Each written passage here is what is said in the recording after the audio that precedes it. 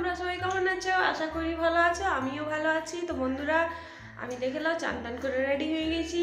তো বন্ধুরা, আজকে আমার ব্লগে আসবে কিছু না, ঘরের কাজ খালি, আর কিছু না। তো দেখো, আমি আমার ছেলে মেয়ে সব স্কুল টিউশন সব চলে গেছে, তো আমি এখন ঘরে একাই আছি বলে আমাকে অনেক কাজ করতে হচ্ছে। তো দেখো, আমি কাপড় চোপড় কেচে এখন কাপড় মিলতে যাবো। চলো তোমাদেরকে ছাতে নিয়ে যাই। আগে আমি দরজাটা খুলতে পারছি না, দাঁড়াও খুলে নি দরজাটা, তারপরে ঠকে গেলাম আমি। তো ফাইনালি বন্ধুরা দরজা খুলে নিলাম। এবার চলো তোমরা ছাতে।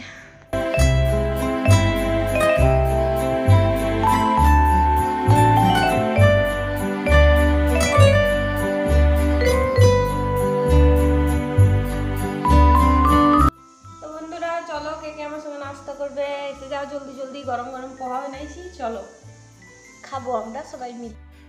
তো আবার আমি চলে এলাম রান্নাঘরে। আবার আমার দুপুরে রান্না তৈয়ারি চলছে। তো আমি এখন ভাত আর ডাল চাপাই দিই। আর তারপরে আবার দেখো, আমি আজকে নতুন তরকারি বানাবো। তো ইঁচড়ের তরকারি হবে। কে কে পছন্দ করো আমাকে কিন্তু কমেন্টে জানায়। তো এই দেখো, আমি কেটে কুটে রেখে নিয়েছি ইঁচড়। আর ইঁচড় কাটতে না আমাকে খুব আঠা বাজে লাগে। আঠা গেলে চিটে যায় হাতে আর চ্যাট চ্যাট করতে শুরু হয়ে যায়। তাই জন্য হাতে সরষে তেল লাগাই পদে ইঁচড় কাটবে। কেউ যে ইঁচড় কাটবে তো অমনিই কেটো। বন্ধুরা, লাইনটা খুব ডিস্টার্ব করছে, তার জন্য আমি আগে মশলাটাও বেটে রেখে নিই, না তো আবার শিলনোড়াতে বাটতে হবে। তাই জন্য আমি মিক্সিতে মশলাটা বেটে রাখি। এই দেখো বন্ধুরা, কত বড় গামলাতে নিয়ে বসেছে মুড়ি খেতে। এই যে খতম হয়ে গেল তখন আমি তোমাদের দেখাচ্ছি। এক গামলা মুড়ি দেখো এ খেয়ে খতম করেছে। আর 4 কাপ চা।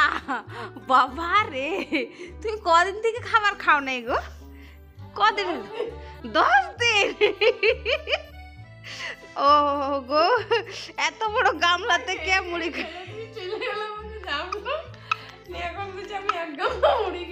আচ্ছা বলো, তুমি এখানে কাউকে দেখতে পেয়েছো যারা মুড়ি খেয়েছে? এত বড় গামলা দেখতে পেয়েছো? বাবারে কি বড় গামলা রে! মানে এটাতে 2 কিলো মুড়ি এসে যাবে না? কটা চপ মাখলে তুমি?